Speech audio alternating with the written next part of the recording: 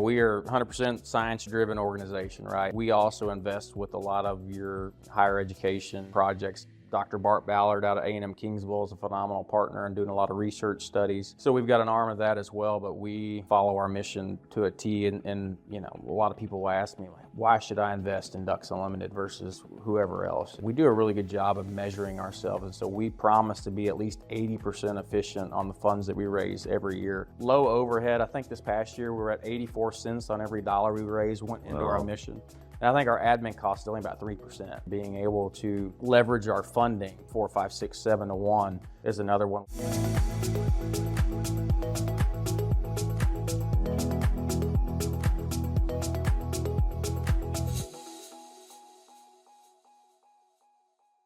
Howdy and welcome back to the Work Factors podcast. I am one of your hosts, Adam Pickens. Here with me as always from the Center for Worker Health, we have Martha Parker. Howdy.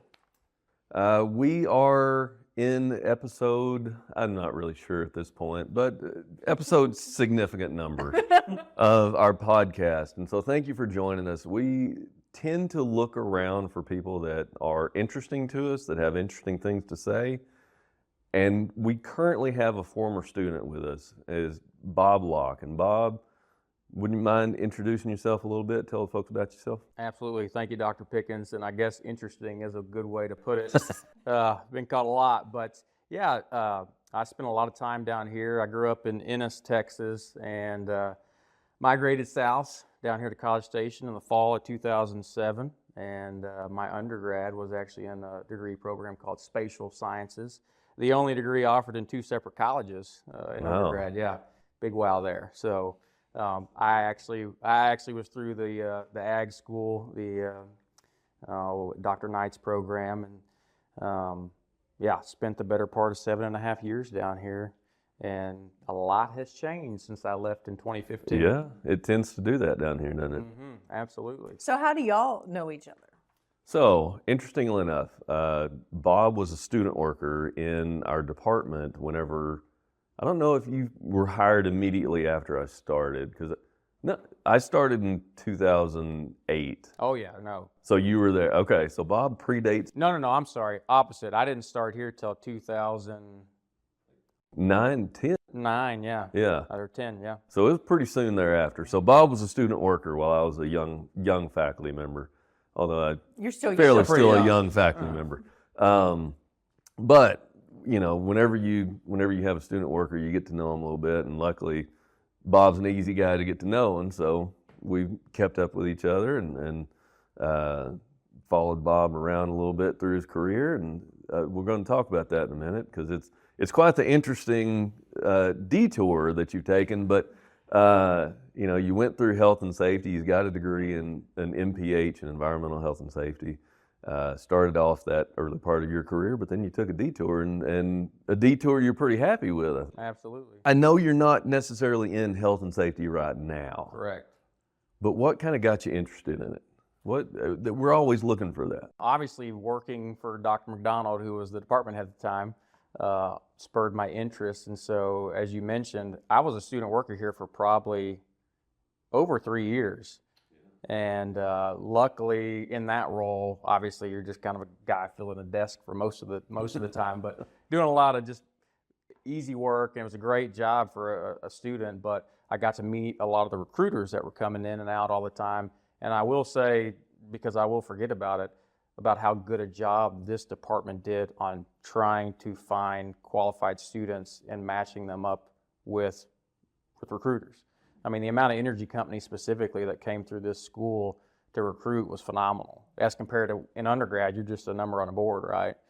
But being able to come in here, and I think really what attracted me first and foremost was the people, getting to know you, Dr. McDonald, a lot of the other professors, Dr. Benden as well, kind of spurred my interest. And in my undergrad program, I was looking at a few things, and then... Yeah, what is spatial science? Yeah, that's a good question. Yeah. I'm glad you asked that, because I breezed by that, because...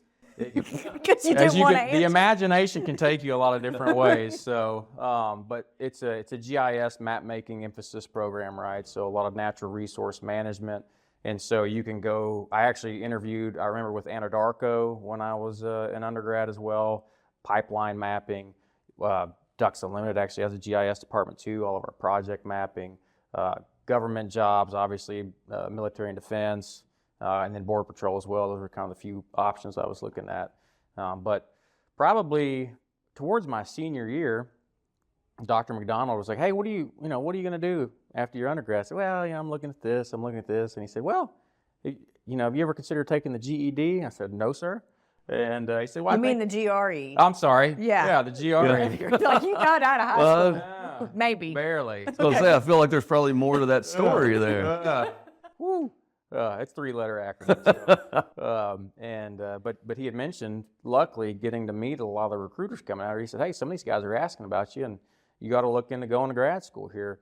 And right at that time as well, I got to start using my dad's old GI Bill hours through the Hazelwood Act. Oh, nice. And then Dr. McDonald said, "Hey, we have some scholarships here too." And so I was actually getting paid to go to college once I got accepted into the grad program here. So no-brainer, stay in College Station, great degree program. You got recruiters coming in here and knowing what the starting salary too coming out in this career field versus my undergrad. I mean, you're talking a $40,000 pay bump. I said, for 2 more years of school, that's a no-brainer. And I mean, great career path. I got a ton of family that's been in the energy industry, and so it was a natural fit.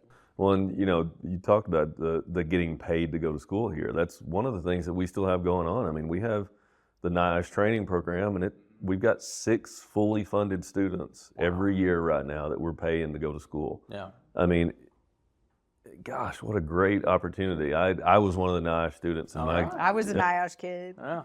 And man, what a great opportunity that is. Yeah, I was getting, I applied every year for the BP scholarship, and I know they did a couple of them. And so, I think the Hazelwood Act paid for everything except a couple $100 in computing fees. And so, yeah, it was a great deal. So you've made the transition over. So tell us a little bit about the early part of your career. You mentioned BP. You end up going to BP. Tell us a little bit about that, and then we're really curious about the transition over to Ducks Unlimited. Sure. Yeah, so actually I interned, and I think that's another great thing about the program here. I had no desire to write a thesis, and so honestly, if I had to do a thesis option, I don't know if I would have gone to grad school, right? I mean, not a big writer, shocker, right? And so I think I started in the January of 2012, so 1 semester under my belt, and then landed an internship with BP that first summer. And I was on the well side of things, so drilling rigs, workover rigs, completions, and my boss at the time, Rusty Barnett, he pretty much said, "Hey, I want you calling everybody in the field, all of the guys underneath me, and setting up a time, go spend a week at every location." And so I spent a week in Wyoming. I spent a week in Oklahoma, a week in Amarillo and that whole area up there, a week in East Texas. The only spot I didn't get to go to was the New Mexico and Colorado assets.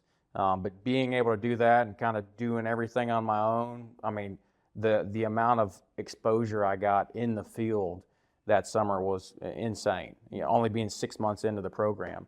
And then luckily they offered me another internship the following summer, go back, and then I was, I get back here, I think that was August of 2013, and my boss was like, "Hey, listen, let's talk in a couple of months, look at January start date." I said, "Great." And then about a month later, he called me and said, "Hey, I know your career fair is coming up. You may want to go to that."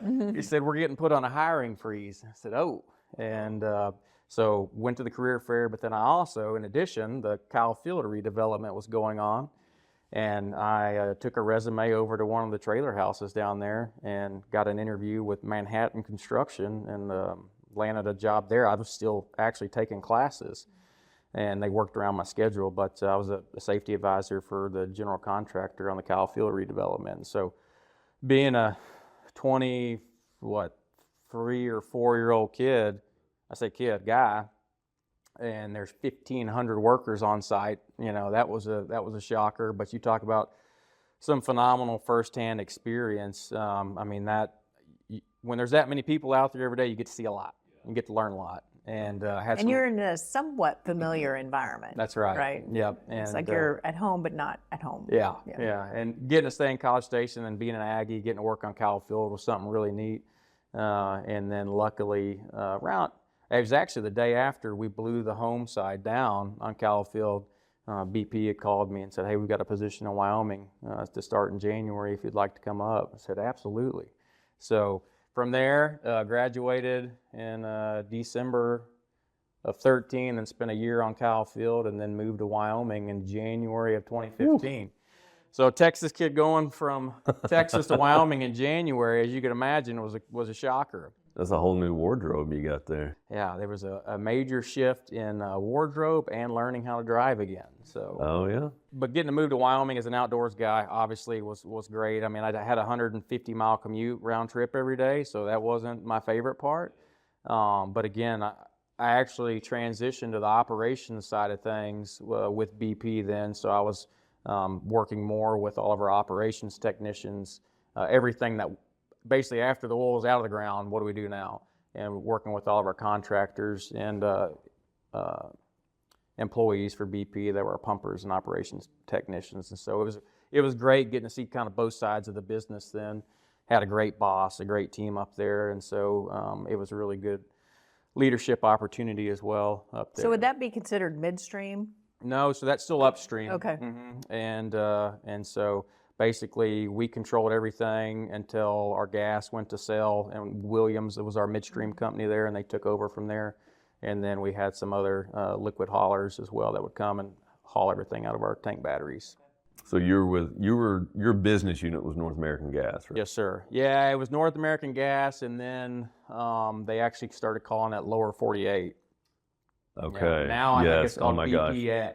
I remember that. Yeah, I forgot they've transitioned twice since then. Yeah, Dave Lawler was our CEO. He came over from one of the Oklahoma companies. I can't remember if it was Sandridge. I think it was Sandridge.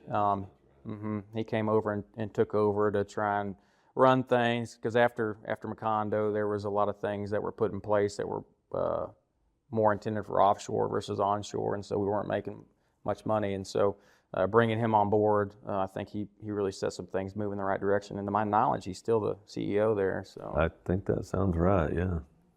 Awesome. Well, we'd like to take this time to say, go down below in the like and subscribe section to Work Factors. So you'll see all the links to our webpage, our LinkedIn.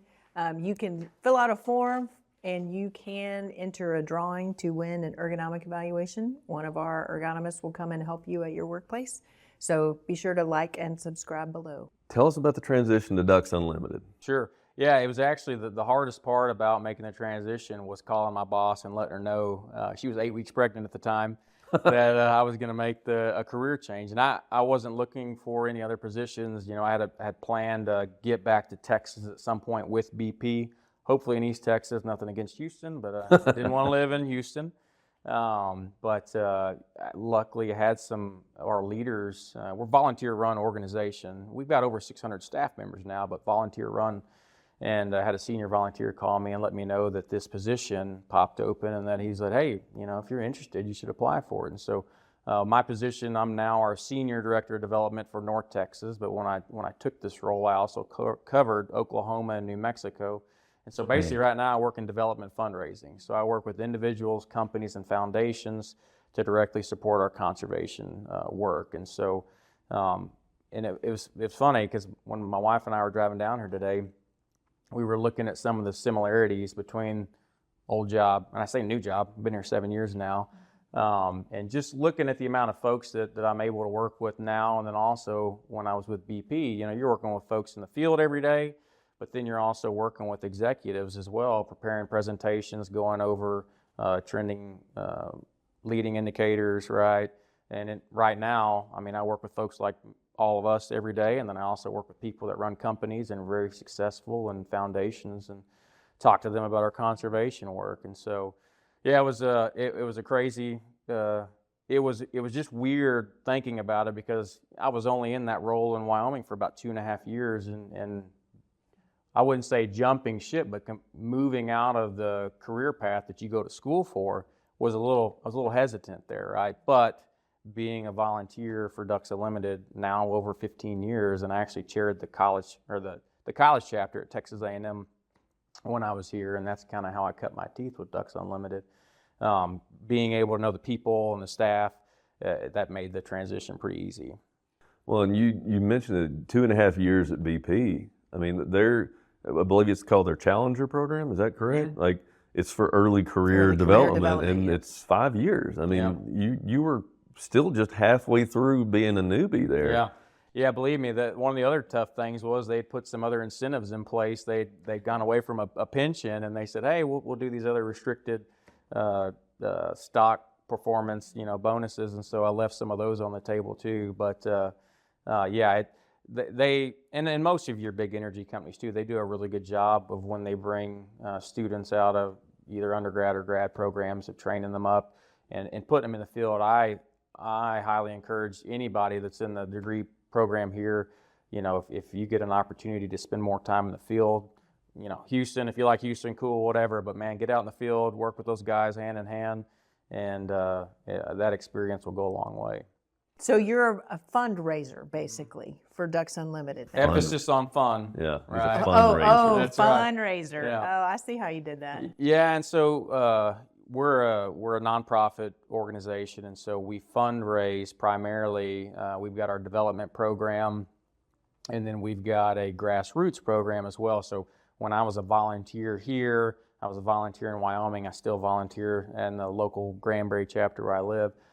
That's our grassroots side where we'll have events or banquets or raffle nights or whatever, and so we raise funding that way.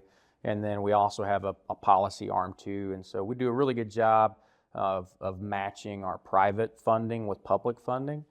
And so, in Texas specifically, we're usually 4, 5, 6 to 1 on every private dollar we bring to the table. We can match with $4, $5, $6 in public funding and put that on the ground for conservation work and action. Oh, that is substantial. It is, and when you can share that, and a point I just realized with the oil and gas background that I have, a lot of my clients now are oil and gas companies. Williams is a prime example, a midstream company out of Tulsa.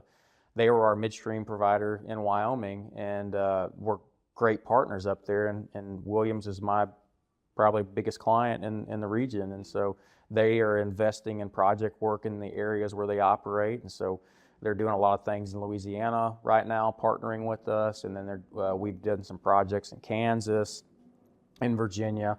And then what's really neat about that is we'll do a dedication a lot of times after a project's completed and let them bring out their workers. And I mean, a lot of blue collar workers working in the field, a lot of them like to hunt and fish. And so, man, the response that they have coming out and seeing what their company's investing in that's good for the environment, but also providing public hunting opportunities for them and their kids is really rewarding to see. But having that oil and gas background has been really beneficial working with a lot of these oil and gas companies now in this role. I just had no idea all the things that Ducks Unlimited does. So give us like the little short list. So we are a conservation organization. Stuff. Yeah, heavy emphasis on the fun. So we deliver conservation work across Canada, U.S., and Mexico. What does that mean? So we are on the ground. We have engineers and surveyors, and so we're either rehabbing degraded wetlands, building new wetlands, protecting existing wetlands. And so, for instance, in Texas, we've got a conservation staff team out of Richmond, Texas, and so they cover conservation work across Texas, Oklahoma, and New Mexico. And so we don't own any property. We're partnering with either state agencies like Texas Parks and Wildlife on their wildlife management areas. We're also working with federal wildlife, U.S. Fish and Wildlife Service on federal refuges.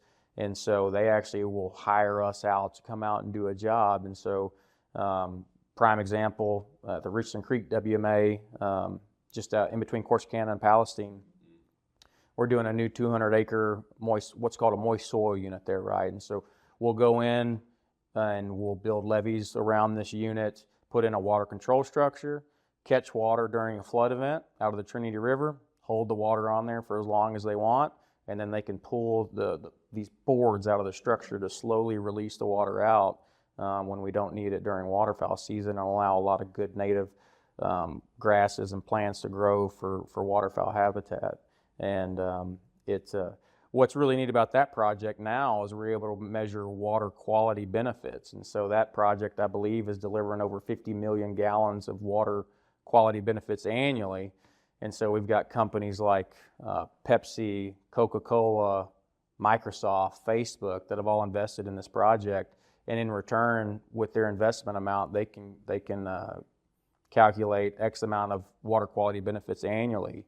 And in their sustainability reports every year, they're trying to deliver so many million gallons to offset the water they're using.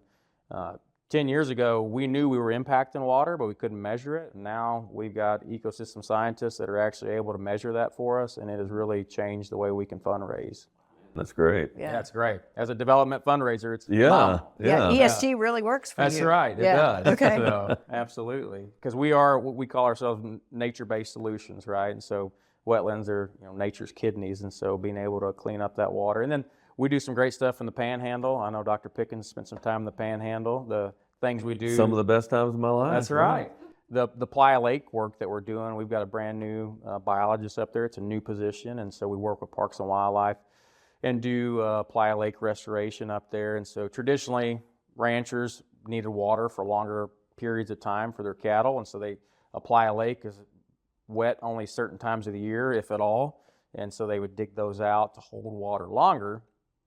50 years ago, it made sense, but now with that playa not functioning properly, you're not getting the amount of Ogallala aquifer recharge that traditionally you would have, and so we come in with Parks and Wildlife. We'll come restore the playa, and then they get paid, I think it's $80 or $85 per playa acre in their pocket to restore that, and they get to see in return the playa function as it did maybe for their grandparents. Wow, that's great. Yeah. That's really cool. So that's the elevator speech. There's a lot. I have this struggle sometimes when we're talking with a potential new investor and, hey, well, tell me more about Ducks Unlimited. I mean, I can get into the weeds of things pretty easy, but in the grand scheme of things, we've got about 600 employees, volunteer-run organization. Again, heavy emphasis on fundraising on those three mechanisms there to deliver. Last fiscal year was the first year we delivered over 1 million acres in one fiscal year of conservation. You pick up on the things that are really interesting to you, and one of the things that you mentioned, because this is something I'm trying to do right now, is reclaim pasture land as native species. I'm sure I've kind of looked into this a little bit, and Ducks Unlimited is one of the leaders in reclamation of native habitat in native areas with native plants, and you're not just overseeding with things that work. Right. You're overseeding with the right things that work in that area. Sure. Yeah, we've got phenomenal biologists on staff, and I'm telling you, our engineers too knock everything out of the park. And a great example in what's called the prairie pothole region, right? That's a duck breeding ground. We measure our priority conservation areas, level 1 through I think 3 or 4. And so prairie pothole region of South Dakota, North Dakota, parts of Iowa, Minnesota, up into Canada, that's our level 1 breeding priority area. So it's the very top of the list. And so we actually have agronomists on staff now. And so we're Not working. ergonomists. No, not ergonomists. Oh. That's a different Agronomists, podcast. Yeah. And so working obviously a lot of private property up there, right? And so working hand in hand with landowners that there's not really a lot of protections up there on these temporary wetlands. And so the temporary wetlands are really important because let's say a mallard's not going to nest within eyesight of another pair of mallards. So if you go up to the prairies in the springtime, you'll see 3 ducks flying around a lot of time. It'll be 2 drake mallards and a hen. That's 1 drake mallard chasing off another pair out of their area, right? And so it's important to have a lot of small temporary wetlands versus somebody's may say, hey, we're going to drain these 5 small wetlands and just make 1 5-acre wetland here. Well, those 5 small ones that have grass and other buffers in between could support 5 pairs of breeding mallards versus 1 5-acre pond may only have 1 pair, right? And so being able to work with landowners and say, hey, listen, if you're doing a lot of row crop agriculture, let's not plow through this depression here, and we'll come in and cross fence. So you've got 50 acres and 25 acres is a buffer with a wetland, and the other 25 acres is upland. We'll come in, cross fence it for you, and maybe you run on that 25 acres, you run a few head of cattle, and on this 25 acres, you do row crop agriculture, diversify your income, and in turn, we're putting a grass buffer around that wetland that's where the ducks are going to be nesting, but also that buffer is going to help grab any sediments or nutrients that are trying to flow off the row crop ag side and help provide better water quality in that wetland. So as we have a little break here, thank you for being with us. We're going to encourage you, whatever platform you're on, be sure to subscribe so that you can get the notification whenever we upload new podcasts. If you're on YouTube, be sure to like and subscribe. In the YouTube, we actually have links down below to all of our content, and you can enter for a chance to win a free ergonomic evaluation from one of the ergonomists in the Center for Worker Health. Bob, you're such an interesting guy. I always enjoy talking to you.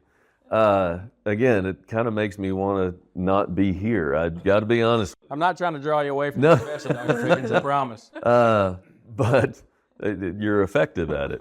I love being out I'm a field guy, and it's, sometimes it's hard to be in the office. Talk to us a little bit about, you've kind of mentioned a little bit the former career, you get to know people, you can do the fundraising with them, but talk to us a little bit about safety within Ducks Unlimited. I mean, there's a lot of facets to that. I mean, y'all are doing big things. It's not just shotgun safety. Right. I mean, there's a lot of things that y'all can touch there. Yeah, and I think when I was thinking more about this, looking at the quote-unquote hunting industry, right there, that's a lot of things. And so, we luckily are able to spend a lot of time in the field, right? And so we want to be spending time in the field with our donors that are supporting our work. One of the ways we do that is spending time in the field hunting with individuals, right? So as you can imagine, going out with either an outfitter or I've got access to property to where I'll take some of our folks out too. Yeah, I know them, but I've never shared a blind with them. What does that entail? Well, I've got a shotgun, they've got a shotgun, right? And so are we wearing hearing protection, eye protection? One of the unfortunate things about duck hunting is when you wear hearing protection that it's not the noise canceling. And if you blow a duck call, you sound really weird doing that to yourself. And so you'll talk to a lot of old duck hunters that you got to scream at them because they hard of hearing, right? Even with any type of hearing aids that they're wearing. And so that's been one of the things that I've been looking into now and trying to invest in some better hearing protection. But also, say you are hunting with an outfitter or a guide. I worked part-time for a hunting club in college as well. And so you're taking 4, 5, 6, 7 people out in a blind. Again, maybe they're returning clients and you've hunted with them before, but if they're brand new, it's a little unnerving sometimes when you're in a blind at 5 a.m. in the morning and it's dark, and a lot of times you're laying on the ground or in a blind, so you're kind of tight conditions. And you'll hear stories a lot of folks now that are doing a lot of this field hunting and hiding in a decoy spread. And what you have to do is you have to lay your gun on your leg. Obviously, you need to make sure where your barrel's at, but you've heard guys shoot themselves literally in the foot, right? And so there's no real regulating agency over the waterfowl outfitting industry, right? And so one of the things, luckily, that Texas Parks and Wildlife does is if you're born, I think after 1975 is the cutoff, you've got to perform a hunter safety course before you can go out in the field and hunt. And so that's great. It's a great course. They give you a card, and that way, if you do get stopped by a game warden, they know that you've taken the course. And so that course really goes, it's been, 25 years since I took it. But even then, there was a field component to where you did a classroom component, and then you went out in the field and shot as well. And my old woodshop teacher was our qualifying guy. Yeah, and oh, that's great. But it's a great course, and actually now too, we've got something that's called our Ecology Conservation and Management Certification. So not so much safety focused. There's portions of that in there, but then more of an educational component on everything that we're doing. And actually, I know LSU uses it as a 1-hour intro class now. And so we're partnering with a lot of FFA ag classes in high schools now.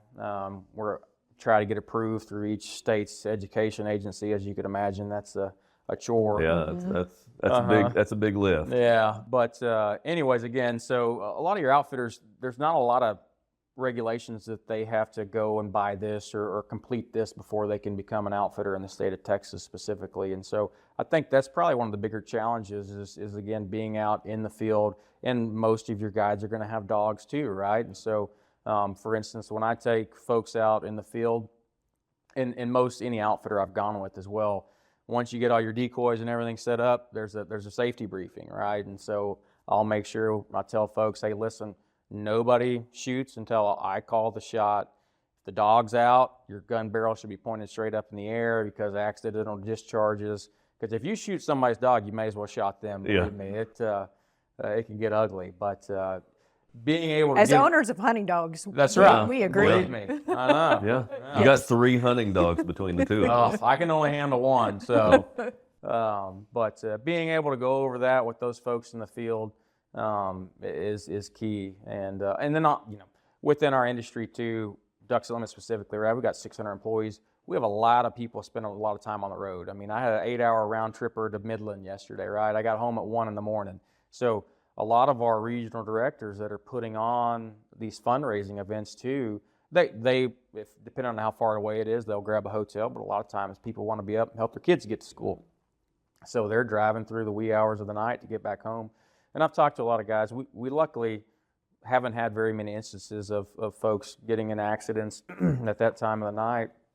But I think that's, everybody measures risk differently. I think that's one of the bigger risks that you never know who's on the road at 1 or 2 a.m. Well, thinking back to your former career, you had a 150-mile round trip. I mean, energy companies, that's one of their biggest issues is MVAs, that motor vehicle accident. And, it's the same problem. It's people driving late at night. It's people driving tired. They're trying to get home. They're trying to get out early, whatever the cause may be. They're it's still impaired the same in some way. Yeah. Yeah. That's right. Yeah. Well, and especially, up north, I managed all of our road closures, which was about every other day in the wintertime in Wyoming. And, obviously we've got operations 24/7. So even Christmas Day, Thanksgiving Day, if the interstates were getting shut down, I'd have to manage that with YDOT, and then see they had things called soft closures or hard closures. And so, black ice, interstates, getting to where you needed to go was pretty tough. And I like what you said, Bob, about everybody measures risk differently. And I remember when my daughter was small, I think it was in first grade, she had to draw pictures of what she was scared of. And she was scared of sharks and being abducted, being taken. And I, took off my safety hat and put on my mom hat, and I'm like, wow, those are very scary things. And then I put back on my safety hat, and I'm like, okay, the risk of you getting eaten by a shark and getting abducted is super small.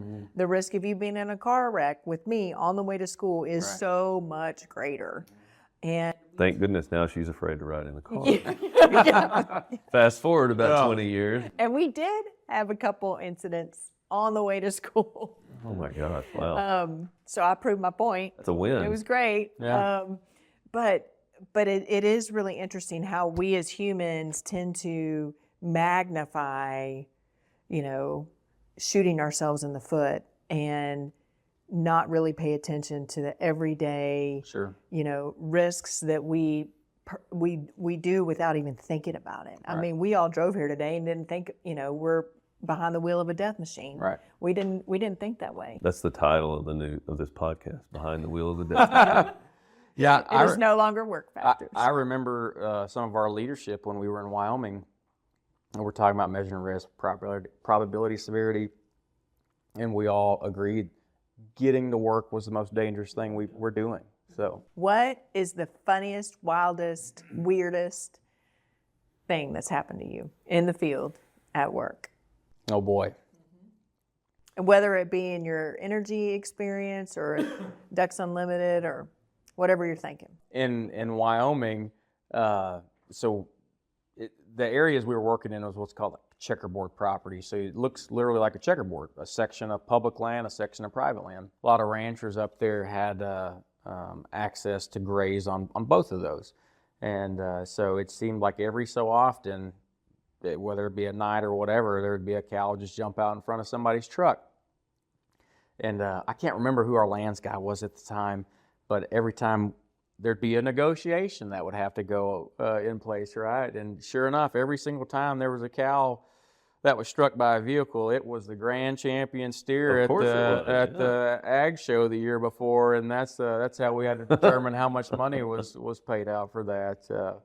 But those were some of the more funny ones that I can think of. And actually, I'll share another one. Speaking of motor vehicle accidents, on I-80, it was probably right around Thanksgiving one year. There was a 18-wheeler full of eggs that crashed on some black ice, and our office was in Wamsutter, Wyoming, which is in the middle of nowhere, literally. There's a Love's gas station with a Subway in it, and that's about it. And you would So think, healthy food option. That's right. There's a Chester's Chicken there too. I'm sorry, inside the same building. You would think if an egg truck crashed, everything's gone. Well, I took home at least 6 dozen eggs because they can't do anything with it. And so luckily it's 15 degrees outside. They brought a bunch of eggs to our office, and I said, man, why can't we have that happen with a beer truck? And I kid you not, like a month later, I'm driving home and there is a beer truck dumped over in the ditch, and there is a full keg impaled on his windshield. The driver was okay, but they were not giving the beer away. I said, come on now. Shows you the scale I of know. importance. Eggs, beer. Beer. Yeah. Come on. I think Now- we'd all go for beer. Yeah. Before I was there, they had mentioned that a honey baked ham truck had done the same at one time too, and everybody got holiday hams. Oh my God. I get eggs, Wow. Not even like grade AAA eggs, You So, just got eggs. yeah. So those are some of the more funny ones that I can think of. Obviously, now being able to share a lot of time in the field hunting with folks. I mean, just being able to share sunrises with people and I'm a people person, if you can't tell. So being able to just learn more about people, you can have lunches or coffees or whatever, but if you're spending time watching the sunrise with them and seeing all of God's creation, wake up every morning with these guys, I mean, you can learn a lot more about a person. So, yeah. As far as Ducks Unlimited is concerned, and you can take this however you want to take it. Mm-hmm. What's the next big thing? What's the next thing y'all are looking at? Or hunting, conservation. Like what are you looking at? Sure. Yeah. Obviously, being a conservation-driven organization, we're founded by outdoorsmen, but our mission statement's pretty pure, right? And so, trying to figure out how we can continue to grow our habitat program because the amount of wetland loss is still substantial, right? And so, luckily, again, hiring some of these scientists now to be able to measure things to give back to companies to invest in our conservation work is really going to be crucial. But then also, some of the existing relationships that we have, and I'll a plug for Jim Kennedy with the Cox companies and the Cox Foundation. This summer, they committed $100 million for our conservation work in the prairies, and that started with Jim Kennedy being a volunteer at the Atlanta Ducks Unlimited chapter years ago, and he continuing through as a senior volunteer and being on what's called our Wetlands America Trust Board as well. And so they were able to announce in San Diego this year that gift. And so seeing our conservation team being able to grow and deliver that conservation work on the ground is really going to be critical for us moving forward, because as you see more and more development and fluctuations in crop prices, there's always going to be a struggle there. And then obviously a lot of CRP issues back and forth as well, and trying to be able to maximize the amount of work that we're doing on the ground. So that way when my kids are almost old enough to get out in the field, and then grandkids as well, I think one of the fears that some people have is that we're in the good old days right now, and then you hear some old timers say, well, we were in the good old days, right? So just making sure that we've got the habitat on the ground that we can continue to share this passion that we have with our kids and other future generations, but also knowing that in turn we're going to be providing better drinking water as our population continues to grow, and better flood retention areas as we continue to put more concrete on the ground. So again, being able to just maximize the amount of conservation work we're putting on the ground is going to be our main focus moving forward. Well, one of the things you talked about, I'm glad you brought this up again. Just in a class I taught just, I forget if it was this week or last week, I made them read a paper about the Ogallala Aquifer and how they're growing cotton and the water usage and whatnot. And so, one of the things that because I'm not a member of Ducks Unlimited, I've never been a duck hunter. I've gone duck hunting a few times, but fully support what they do because, I think when most people think about Ducks Unlimited, they think conservation for hunting. But there's so much more to what y'all do. I was reading about the Playa Lakes just the other day whenever I was doing my prep work for this. There's so much more that y'all do as it relates to, Ogallala Aquifer management. Yeah, it's really cool to see that a lot of your smaller municipalities up in the Panhandle, Clovis, New Mexico kind of started this model, right, where, hey, we need to invest in Playa Lake restoration within 2 miles of our water wells. And in return, at a pretty significant rate, fairly quickly, seeing that water table come back up. And so there's been a lot of smaller municipalities looking at doing that same model in and around where their wells are, because the old phrase, whiskey's for drinking, water's for fighting. Yeah. As that water table continues to drop, again, being able to see a pretty significant rise in that water table fairly quickly, the municipalities are really getting on board up there. I mean, that is a significant impact for that community. Mm-hmm. Absolutely. And I like what you said about having scientists on staff to be able to measure your impact, to be able to show what you're doing. We are big proponents of measuring things. If you can't measure it, you can't control it. If you can't measure it, you don't know where you're going. If you can't measure it, you can't set something for the future. So I think in the feel-good part of Ducks Unlimited is there, right? But the quantitative, this is what we do, and this is how we do it, and this is the impact that it has. Right. In numbers matters. It Absolutely matters, and so I'm excited that is a big push for y'all in the future. Yeah, we are 100% science-driven organization, right? And luckily we've got, and we also invest with a lot of your higher education projects. Dr. Bart Ballard out of A&M Kingsville is a phenomenal partner and doing a lot of research studies. So we've got an arm of that as well, but we follow our mission to a T, and a lot of people will ask me, like, why should I invest in Ducks Unlimited versus whoever else? And so like you said, we do a really good job of measuring ourselves, and so we promise to be at least 80% efficient on the funds that we raise every year. So we have low overhead. I think this past year we were at 84 cents on every dollar we raised went into our mission. And I think our admin cost is only about 3%. And so we do a really good job of that. And obviously, as we mentioned, being able to leverage our funding, 4, 5, 6, 7 to 1 is another one. When I can go tell, or just shameless plug for Williams, they gave us $50,000 for a project in Kansas, and we told them, if you invest $50,000 in this, we'll be able to unlock $150,000 in a Pittman-Robertson state match for a total impact of $200,000. But we can't unlock that $150,000 without the private match. It's a great program, but some states now are having a little bit of problems unlocking private money to unlock that Pittman-Robertson match. And so, being able to tell them we turned your $50,000 into $200,000, that's a great story to be able to tell. And then having our own engineers on staff, and again here in Texas, Parks and Wildlife will turn the project over to us, and we're our own project managers and oversee the construction and then turn it back over to them. Is another thing we can hang our hats on. All right, so thank you very much for watching, listening.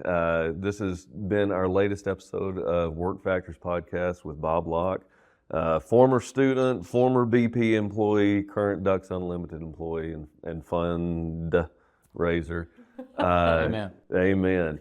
Thank y'all so much. If you are interested in what we do here, if you're interested in some of the opportunities that Bob so eloquently talked about for students, and if you're just interested in the field of safety or environmental health and safety, click one of the links down below. It'll take you to our website, take you to our homepage.